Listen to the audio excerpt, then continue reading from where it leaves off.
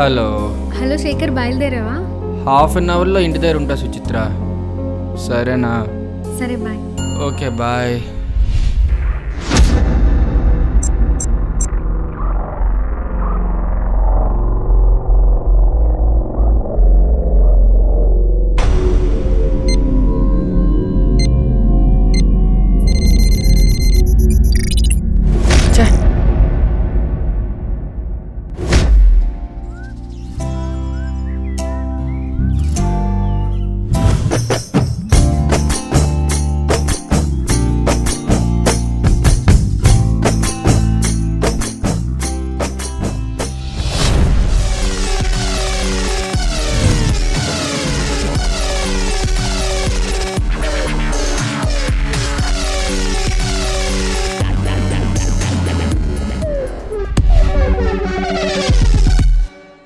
ఏంటి ఇంత late? Traffic వల్ల లేట్ అయింది సుచి. ఎప్పుడు ఏదో ఒకటి చెప్తుంటావులే, రా.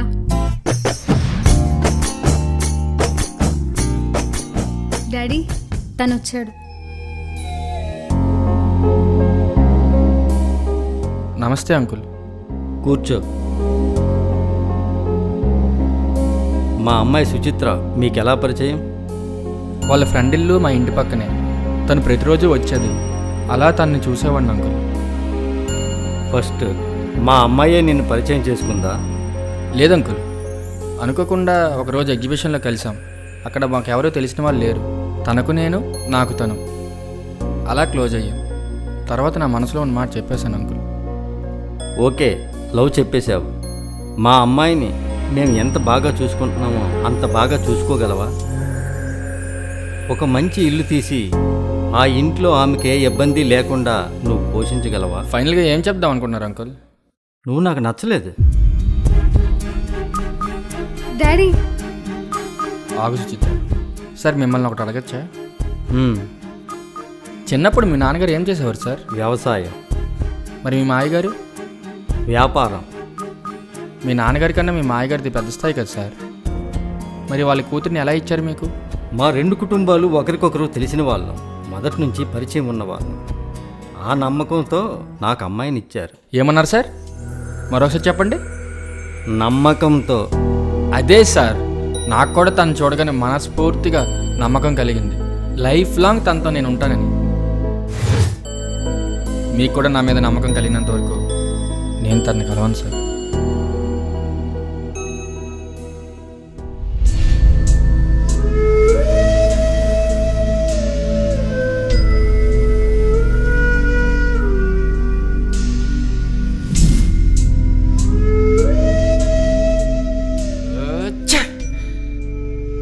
ఎంత ప్రేమించను దాన్ని.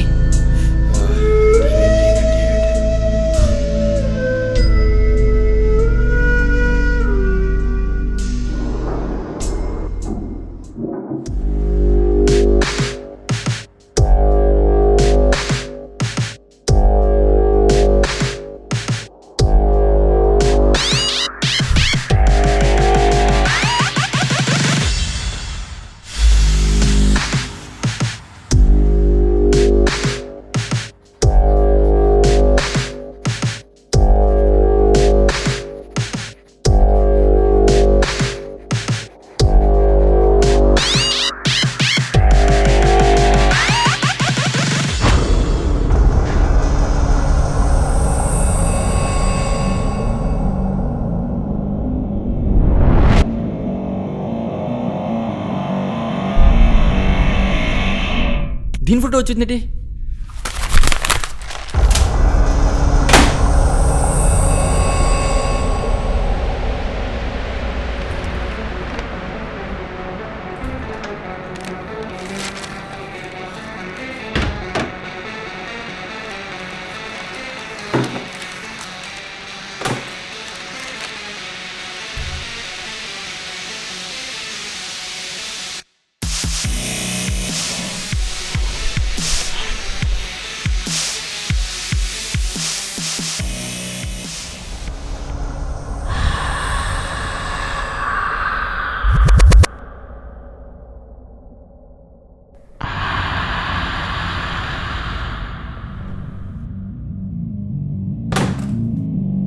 రే శేఖర్, ఎక్కడున్నావు? ఆన్ ది వేరా 2 minutesలో వచ్చేస్తాను.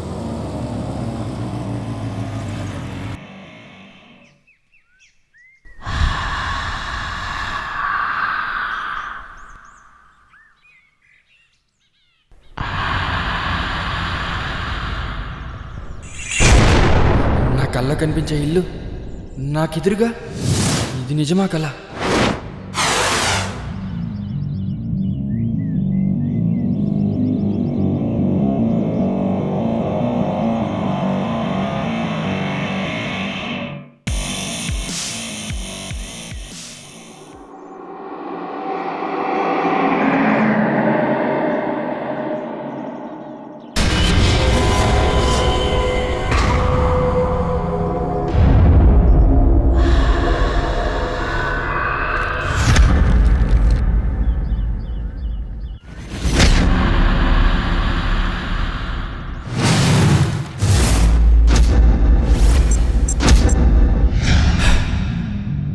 అన్నిటికీ సమాధానం దొరికాయి, కానీ ఒక్క సూట్ కేసు తప్ప. అసలు ఆ ఇంటికి నేను గీసిన బొమ్మలకి ఏంటి సంబంధం?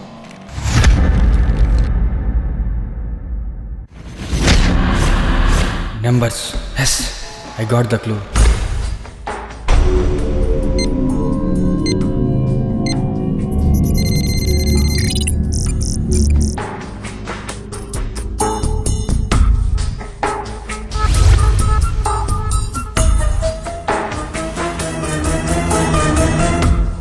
మీ ఫాదర్ చనిపోతూ ఇది నాకు ఇచ్చారు, మీకు ఇమ్మని.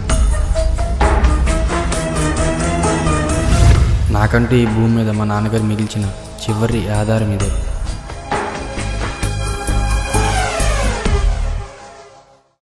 ఏంటి శేఖర్ రమ్మన్నావు?